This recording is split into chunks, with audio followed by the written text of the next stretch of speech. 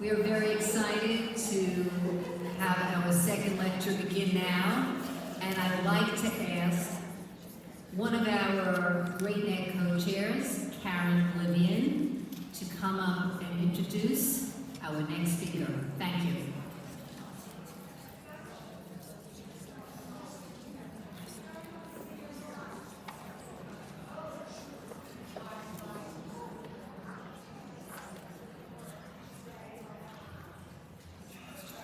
Good afternoon.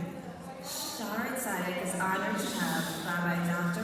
Sytner as our guest speaker today. Dr. Sytner is a licensed clinical social worker with a private practice exclusively dedicated to helping couples. He is an associate graduate professor of clinical social work at Yeshiva University's Worthwhile School of Social Work. He has provided frontline crisis intervention for Chai Lifeline at Yeshiva University in the wake of communal tragedies and mass shootings, lectured for the Orthodox Union and Shalom Task Force about healthy relationships, and speaks extensively about the research on marriage and divorce in the Orthodox community. As a proud kidney donor and kindness advocate, he is the author of The Kidney Donor's Journey and has recently published the acclaimed self-help book, The Ultimate Relationship Workbook for Couples. In addition to being a rabbi, he holds a master's degree in education, a PhD in social work, trained in emotionally focused therapy, and credentialed by the Gottman Institute as a certified Gottman couples therapist. It is our pleasure to welcome Dr. Sytner, who will speak about the science of happy relationships. Does love have to be so complicated?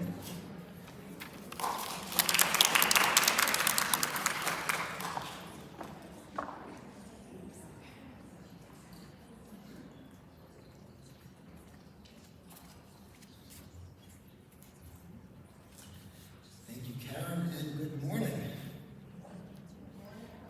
Thank you. So why does love have to be so complicated? So let me begin with a scenario that a couple recently brought to me. Wife says to her husband one evening, "Honey, can you please remember in the morning to take the trash down to the curb?" He says, "Sure." Next morning, she hears the garbage truck rolling down the block, looks out the window, lo and behold, he did not take the garbage cans down. Later that night, he comes home, and she says to him the following: "Honey, you forgot to take the garbage cans down this morning." Okay, let's pause. Time out. What he says next will change the entire temperature in the room. Let's look at it from two perspectives. Option A, he says, "Oh my gosh, you're right. I totally forgot. I'm so sorry." That's option A. Now we go to option B. Option B, he says, "Oh, come on. Really? Really? I can't do anything right, can I? I spend the whole day at work taking care of our family, and all you do is point out my flaws and when I drop the ball." That is option B. Now, either of these options are quite plausible, and I see them both on a daily basis. As you can guess, option A would leave a couple in a great place. One person shared their feeling, the other one validated it, and we move on. Option B, however, is going to leave them bickering, fighting, and then things continue to escalate. So why? Why is there an option B? Why do things have to be so complicated? If you look at the history of all couples even that end up in divorce, they usually start off with the same story. Two good people, you come together, they date, they court, they develop feelings, they fall in love. And things are going fine until they're not. And the question is, what is happening there in that detour when they say, the honeymoon is over? So I want to start off by looking at expectations. When a couple is beginning this process, they're courting each other, they're dating, they're flirting, they're playing. They're going through this really exciting phase in their relationship. And the research shows that during this phase, the brain is filled with all sorts of happy chemicals, endorphins, oxytocin, dopamine, serotonin. You're feeling really, really good. And this chemical high is known as limerence. When you see those nauseatingly happy couples, right? And you're like, oh, the sky is so blue, and the birds are chirping, and everything is wonderful, right? Those couples are actually experiencing something different in reality than the rest of the world. Anthropologist Helen Fisher noted that in MRI scans of couples that were in this limerence phase, that it turns out that they have parts of the brain, the same parts of the brain lighting up as people who are high on crack cocaine. Welcome to being in love. So it does feel amazing. The question, and by the way, biologically, it makes sense that we have this experience because it makes us desire to be with another person, to go past their flaws, to not get stuck on their faults, and say, hey, you know what? I really enjoyed being together with you. And as a result, we build, and we develop a family, and we're able to establish ourselves as a family. So this is where the story really begins, in limerence. It's a tease, it's fake, because it doesn't last. Like all highs, you get this great experience up here, but then you come back down. So if the expectation at the beginning of a relationship is that this is what it's going to be like forever, then we're going to be disappointed. Because that's not what a relationship is. The limerence is the takeoff. It propels us forward. Once we have liftoff, once we reach a cruising altitude, now it's time for the couple to put in the work. Now the honeymoon's over. Now I see what you look like in the morning without your makeup. Now you see me at the end of the day when I'm not my best self. Now is when a couple has to put in the work. And for many couples, this is tricky. And it's rather counterintuitive. So I want to actually explore it first with you, mathematically. What percentage of the time would you say that a husband or wife shows up at home as their best self? I mean present. No phone, no distraction, not thinking about other things. I'm here to listen, I care, I'm present, I'm focused, I'm attuned.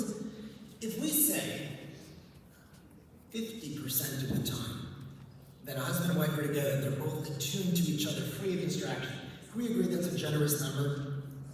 Okay, so let's say 50% of the time, that's 50-50, like flipping a coin, getting heads, right? That's one person. What about the second person? Two people in this relationship, flipping a coin twice, getting heads both times, right? So now the odds go down to 25%, which means 75% of the time, couples logically should not be on the same page. And we said 50% was a generous number. If we bump that down to, let's say, 30% of the time, that I'm present, that I'm attuned for my spouse, and also, they're going to be present and attuned to me. That means that 9% of the time, we're going to be attuned. 91% of the time, we're going to be missing each other. Which means that really the question isn't thinking about this from a perspective of, why is it that some couples are struggling? I would actually ask it differently and say, how does anybody ever make it work? If 91% of the time or more, maybe that's on a good day, we're pretty distracted.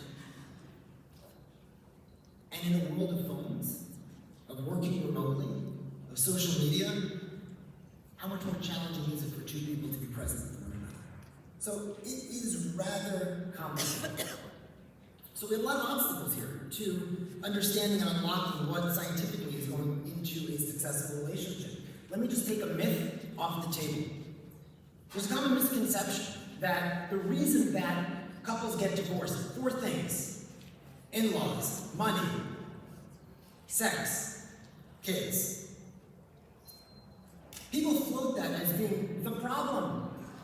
And the reality is, those things do not contribute to divorce. What are the topics that couples are fighting about, that they don't know how to engage successfully with one another, that are catching them at a point where they start to devolve as a couple. The research shows that fighting, conflict, is not a problem in a relationship. But that's assuming you know how to fight. If you fight properly, it actually brings more closeness to the relationship. The research of Dr. John Gottman, who we'll talk about in a few moments, found that 70% of the most successful couples that he studied live in what he calls perpetual conflict. Perpetual conflict, that means there are hardwired differences between two people. One person likes the room hot, the other one likes it cold. One stays up late, the other wakes up early. One's a spender, one's a saver. One's a Republican, one's a Democrat. These are big core differences between two people, and yet 70% of the most successful couples have those major differences. They never resolve them. And yet they're happy. What do they know that the rest of us don't? What they know is how to live in the difference. How to be able to co-regulate as a team and not take the difference personally, but to understand that we are two different people. And so I want to unpack that a little bit more with you. I was very fortunate to have been able to conduct my doctoral research on divorce in the Orthodox community. And I was able to study over 300 divorced individuals in the Orthodox community and looking at all sorts of different variables from why they divorced, who they turned to for support, what were the outcomes of their well-being post-divorce, differences between men and women. And there's a lot to talk about. In fact, I actually presented that research in this very building a number of years ago. And in that research, one of the most important findings that I came across was that while there are many factors that people report as leading to the challenges in their marriage that led to divorce, there were things like religious differences, there was mental illness, there was abuse.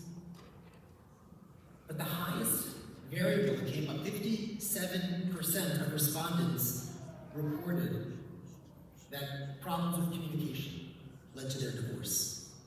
So if that's actually really such a fundamental problem, I have a solution. Teach people how to talk nicely to each other. Sounds simple, right? And by the way, it should happen. Especially in the Jewish community, where so many of the young men and women that are dating go for some form of premarital counseling with maybe the rabbi who's going to officiate at their wedding, or maybe for chassan or kala classes. There's opportunity to teach more than just Jewish values and halacha, but to teach really foundational communication skills. The thing is that it doesn't always work. Simply to say, don't keep your feelings bottled up. Share how you feel with your partner. That's nice. But the research on that is a little more, there's our word again, a little more complicated. In the 70s, there was a book that came out by George Bach and Peter Wyden called The Intimate Enemy. It was a bestseller, and you've heard of the book, right? Essentially, the book said, stop keeping your resentment bottled up. Let your anger out to your partner, because if you keep it bottled up, it's going to be a problem. And a whole modality of therapies in the 70s was like the thing. You go to a therapist, and the therapist would teach a couple how to air their grievances. And they'd give each other like this foam bat, and say, here, just give each other a little bonk on the head. And this was happening for over a decade, where you'd have, let's say, a husband say to his wife, you're a lousy cook, bam. And she'd say, well, you're a slob, bam. Well, I hate your mother, boom. And this was like, people were running to this therapy. How cathartic. Until researchers started to take a look at the efficacy of this modality and found that this was a surefire way to accelerate divorce. It wasn't working. So simply telling people, oh, just get it off your chest. Tell your partner how you feel. Doesn't work. So we want to look at the nuance here to really understand what does enable a couple to connect and to understand each other. So along comes Dr. John Gottman. And Dr. Gottman is known today as the world's expert on relationships. He is my mentor, where my training comes from him and from the Gottman Institute. He spent 40 plus years in the laboratory setting. And all he did was study thousands and thousands of couples. Today, he can watch a couple have a 3-minute argument, and I'll have the chutzpah to predict, based on watching a 3-minute argument, whether that couple will stay married or get divorced. His accuracy rate is 94%. What that tells us is that for the first time in history, we're able to deconstruct a relationship down to its parts, the nuts and bolts, and really look at what makes a good relationship. And so when I work with a couple, I'm studying their dynamic, what they say, how they say it, their body language, their tone, their eye contact, the way in which they're receiving information. There's so much that we can learn that can then be taught to other people. So the way the doctor got me, very quickly, I'll show you the way he did this. He set up like this, kind of like a B&B. People would come and spend the night, spend the day, hang out, and he would invite them to be part of a research study. And he'd say, this is like a date. You'd come to my bed and breakfast, and it was a laboratory. So you're just gonna have a nice date, couple, hang out. Just ignore the one-way glass that researchers are studying, and all the cameras and microphones that are recording everything you say and everything you do. Just be natural, have a good time, talk, hang out. Ignore the fact that every few hours we're taking blood samples and urine samples from you. And just have a good time and don't pay attention to the pulse oximeter on your finger or to the blood pressures being taken. So for all intents and purposes, it's just like a regular date. And what he found was after a few hours, couples kind of just settled into themselves and they went about their regular patterns. And that's how he was able to collect so much substantive data to really understand what couples were doing. And then he would study them longitudinally and look, 5, 10, 15, 20 years later, where are those couples? And start to compare, what did we see in the love lab, is what we call it. What did we see in the love lab compared to the successful couples and compared to what they would rate as their satisfaction and happiness in their relationship. And he broke the groups into what he called the masters of relationships and the disasters of relationships. And then you're able to start tracking. This is the behavior that we see in a really successful couple. These are things we see in an unsuccessful couple. One of the things Gottman admits is that he was shocked. Because if you look at the prior literature that discussed what a successful couple is about, it said things like, oh, you see emotional vulnerability, when couples are just always pouring out their hearts to each other. That's a happy couple. So here he is watching couples who are extremely happy, and he's not seeing them pour their hearts out to each other. And you start to realize that that's not really a predictor of a successful relationship. That may be a part of it. So it turns out that conflict isn't a problem in a relationship. That really what matters most, the foundation of a relationship, is one word: friendship.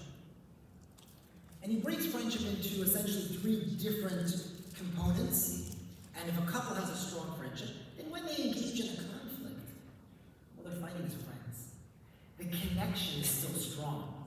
And every time a couple engages in conflict, the way I often will describe it to the couples I work with, is you're at an intersection where you can choose connection or correction.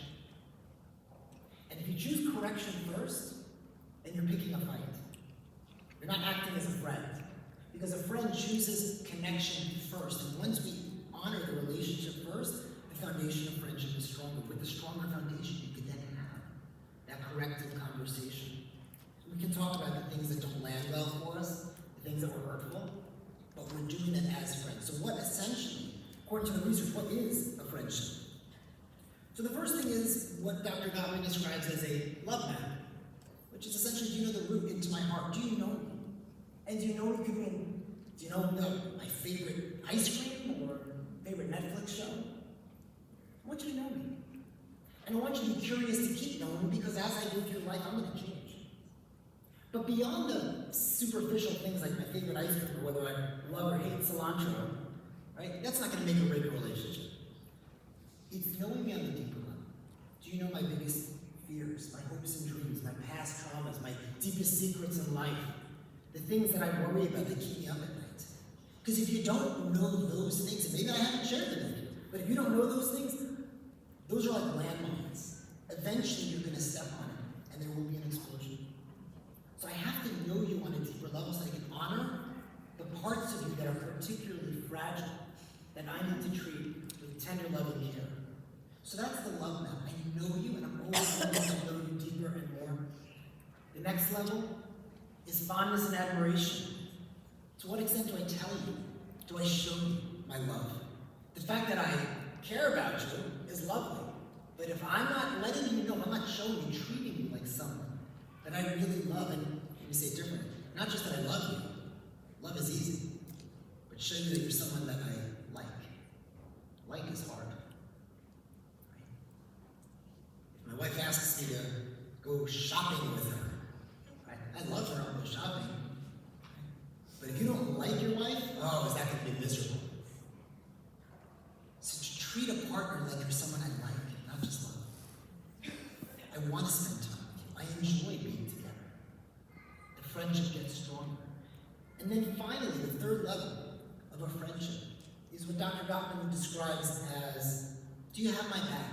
Are you there for me? It's called turning toward. When I put anything out there into the universe, are you going to pick up on it? Is it going to register? Are you going to notice what I'm going through? Does it matter to you where I am, what I'm feeling, what I'm struggling with?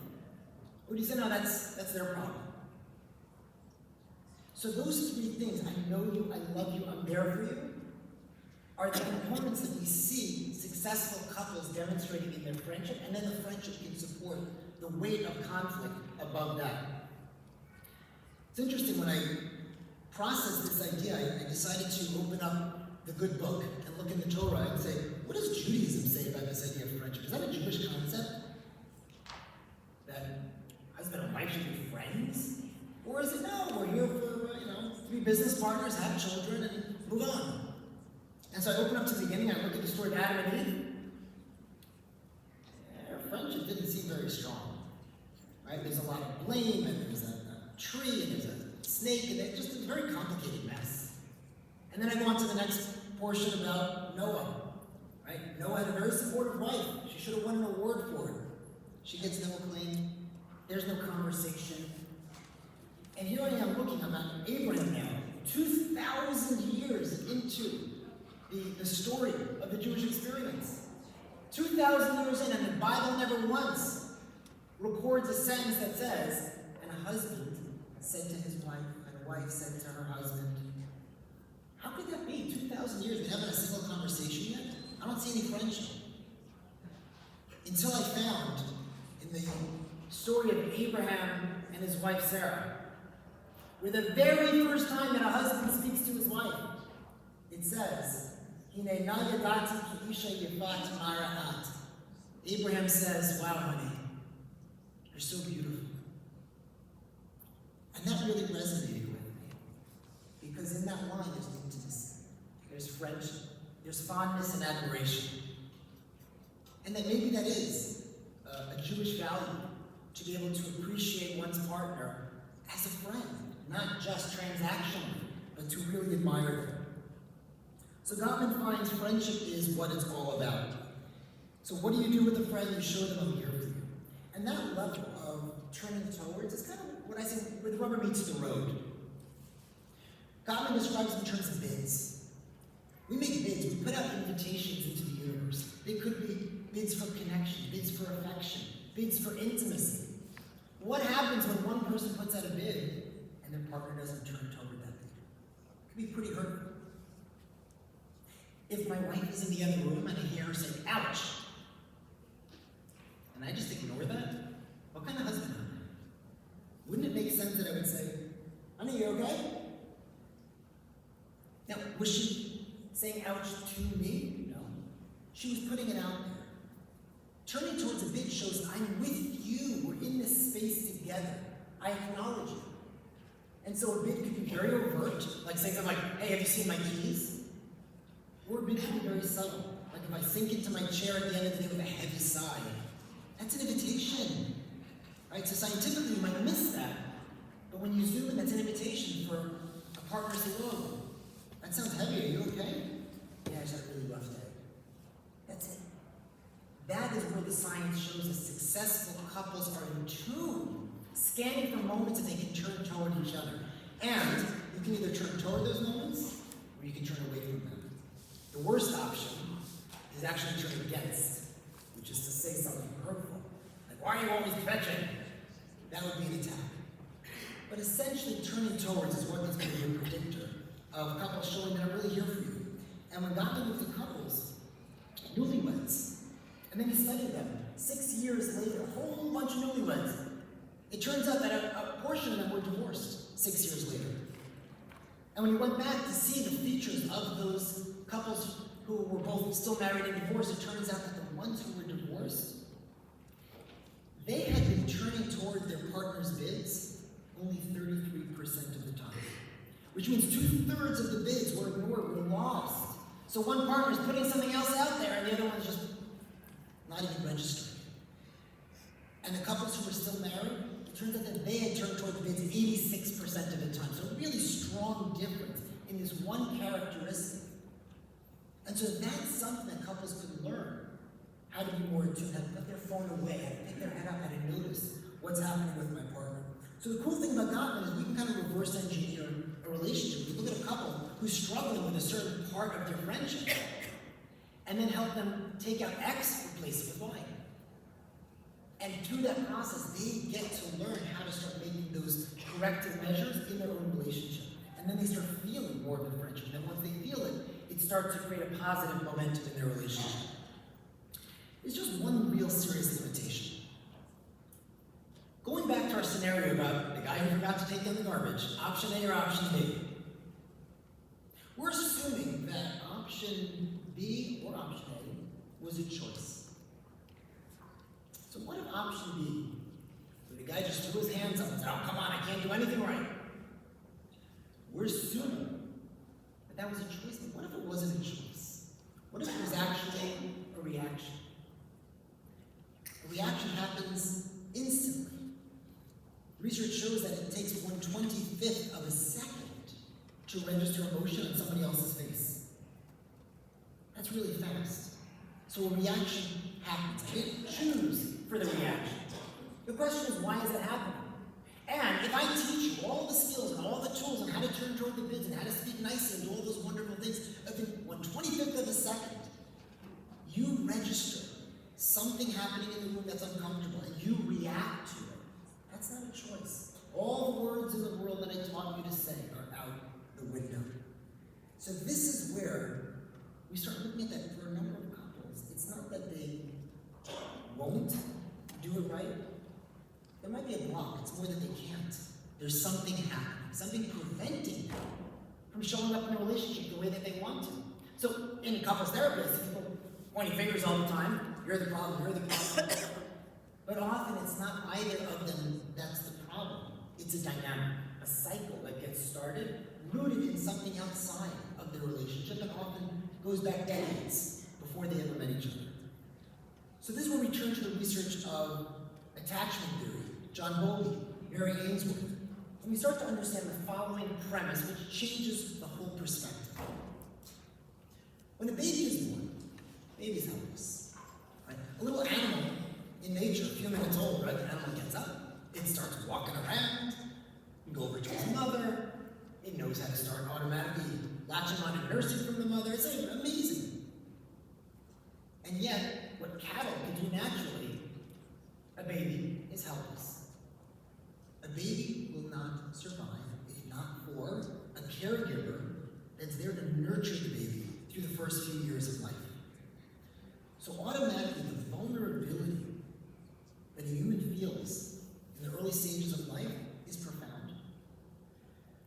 And now, if I were a little baby, and I'm feeling scared, wet, hungry, I let out a cry, what happens next? If a caregiver comes in and picks me up, attunes to me, the message to me on a psychological level is my world is safe. And then each time that message gets reinforced, what happens, however, if I cry, nobody comes in? And then a little while later, cry again, nobody comes in. And then maybe a third time somebody comes in. So it's very sporadic.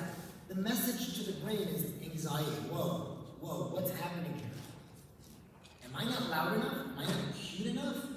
Like, why aren't I getting this attention? I need help. I can't do this on my own, and I'm looking. And so what starts to happen is a baby develops an attachment style. It could be a secure attachment, it could be an anxious attachment, it could be an avoidant attachment. If a person has caregivers that come and go and they have multiple people in their life who are taking care of them, the baby's brain says, I'm not sure which one of you I'm supposed to be connected to, so I'm just not going to put my eggs in any one basket. I'm just going to align myself. Now fast forward 20, 30, 40 years later, you're in a relationship, and your partner just wants to sit with you at the end of the day and talk about their stress in their day. But you, who as a baby learned, I'm just going to do me. I love my wife, but I enjoy just time by myself. I want to be left alone. Suddenly, that early childhood attachment model starts following through life and shows up in the marriage. It's unintentional. It's just how things develop. So this attachment model starts to help us understand that it's less of a choice and more of a reaction. One of the really powerful studies that I actually show, a 90-second video clip to a lot of couples, is an experiment by Dr. Edward Tronick called the still face experiment. So a show of hands, anyone ever seen the still face experiment? Okay, so if you could, go on YouTube, check it out. It's profound. Essentially, here's what happens. You've got a baby sitting in a high chair, maybe a year old or so, and a mom, and the baby is pointing, and the mom looks, and the baby laughs, and the mom laughs, and the baby puts up her hands, and the mom plays with the baby, and they're interacting, and they're navigating the world together, and everything is wonderful. Then they tell the mom, okay, still face, no reaction, no expression at all. And then the baby points, and nothing happens. So the baby starts whining, and nothing happens. And the baby starts putting up her hands, and nothing happens. And very quickly, you start seeing the baby's face, this look of fear, and she starts arching her back and losing control of her posture, and she starts crying and then screaming and whining. And then the mother quickly, they allow it, the mother picks up the baby, and everything's great, the baby's smiling, and everything's wonderful. I show that video to couples, and I'm always fascinated. How you can have one partner watching the video next to their spouse, and they go, that was nice. And they turn to their partner, and they're mopping their eyes. That poor baby, I can't believe what they went through. And I said, guys, do you notice the difference that's happening between the two of you? Just noticing the difference. And the non-crying partner will turn to their spouse and say, well, I don't understand, why are you crying? And that's the moment they explain, because I identify with that baby. When I try calling you and you don't pick up my call and I start getting angry, I don't want to be an angry person. It touches something inside of me. That's attachment theory at work. I feel triggered. And so it's actually the reaction that's leading. It's not a choice. That second option is what's coming up. So what we started to see here is that people have the ability in a relationship to co-regulate. In other words, when one person has a trigger, a trauma, something from the past, their partner is either going to trigger it or soothe it. And what's cool is in really good couples therapy, you can actually heal childhood traumas through creating strong attachments, secure attachments in the marriage. So instead of triggering each other, we actually support each other. So it ultimately doesn't come down to conflict. Conflict is not what makes or breaks a relationship. It's all about the friendship. When we can choose to react or choose our reaction, then that's great. We can find the right words, we can use Gottman's research. But when we're triggered because I have something from my past, maybe I was bullied as a kid, maybe I had a teacher, coach, rabbi, role model who disappointed me. Maybe my parents criticized me, maybe they were physically abusive to me. My world as a child, maybe it wasn't safe, and now I turn to you, and I'm looking for that sense of security and attachment, and I don't have it. That's where it can start to become very triggering. And so with proper communication, couples can actually learn how to discuss these triggers, discuss their past, and start to incorporate it into the equation. I heard something horribly heartbreaking the other day from one of my couples, a client. says, when I was a teenager, I was so emotionally neglected by my parents that on my birthday, I always called my credit card company because they would ask you, the machine would ask you, enter your date of birth, and then the computerized voice would say, happy birthday, David. And every year, he would call because that would be the only time he would hear happy birthday. That follows a person into marriage. And so their spouse is either going to soothe and heal them by showing that attunement that you didn't get as a child, or if they're not aware, they're going to step on the landmine. And they're going to only re-injure those things. And they're not going to understand, why are you always mad? Why are you always retreating? Because there's deeper parts. There's that inner child. And that inner child may have trauma that it needs to be healed. So as we start to kind of wrap this up, bring it all together, we can understand that one of the main things in that, if we maybe slow it down frame by frame, in that scenario, what's happening when the wife is asking and the husband then drops the ball and he has his reaction? Option A, option B. If you slow it down, we create a little more safe space for the emotion to be heard, for the reaction to be soothed. And for a lot of couples that get triggered, that's really what's at the core of it. Not just using the proper skills and techniques to talk, but how to slow it down to say, hang on, I see your reaction and I can understand where it's coming from. I know you, and it's okay. And suddenly it gets soothed and we deal with it. If we don't, then we take it personally. We get very activated. Let me quickly share a story with you that actually I've never told before. My wife is amazing. You can tell her I said that. And a number of years ago, we were in a small town serving as the rabbi in Rebbitzin, and she actually went to law school at the same time, and in her first year of law school, gave birth to twins, and then continued through law school, and then graduated, and then studied for the bar. So she was, as you can imagine, running on fumes at this point, and it came time for the bar, so she left 3 days early to just pull herself up somewhere and study. And she was just a mess. She sits for 3 days studying, and she sits at the bar for 3 days. And she's coming home, and she is depleted and exhausted and fried, as you can ever imagine. As she said, my brain was mush. She stops at a gas station. She had a 2-hour drive home now. She stops at a gas station, and she's pumping the gas, and something was wrong with the pump, because as soon as it topped off the tank, it spewed gasoline all over. She just couldn't believe it all. She just wanted to get home. And she drives home 2 hours with the windows open because she doesn't want to get high on the fumes. She gets home. I had a pretty rough week. Taking care of the kids, working. I decided to surprise her. And so, I drew a bubble bath for her. And I made a playlist of music that I had playing for her, just for her. And I put candles all around the bath, and I put chocolates and ice cream, and I put wine and beer and spirits, and I said, this is like all about you. And she comes in, I'm like, just don't say it, just come this way, and I showed her the bath, and she starts sobbing. And I'm like, standing at that intersection, option A, option B. There was a part of me that was like, seriously? I'm with the kids all week and I do this and that's your reaction? Thankfully, I didn't choose that option. I paused. It's that pause that makes the difference. And I asked, are you okay? Do you not want to take a bath? And she's crying and she's wiping her tears. And she says, actually, I do want to take the bath. But when I look around at all the candles and I see I'm covered in gasoline,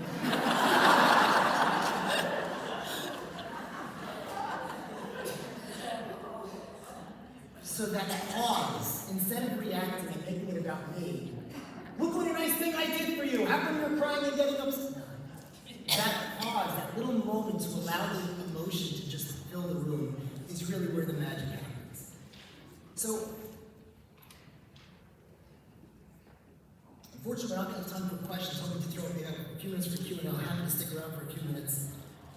The takeaway that I just want to leave you with is for couples to co-regulate. That means we help each other.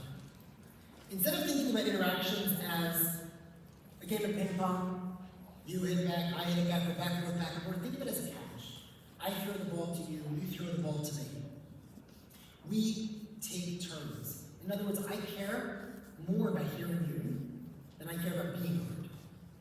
I care more to honor your emotions than I'm fighting for me to have my emotions honored. When couples can do that, we start creating that pause, that space that says, we're not going to allow the conflict to hijack the friendship. I'm choosing connection over correction. Sharon, do I have time for one more minute for a story, or should we wrap up here? I think we should see if there's one question. One question, that's a lot of pressure on that one question. Okay, one or two questions, please.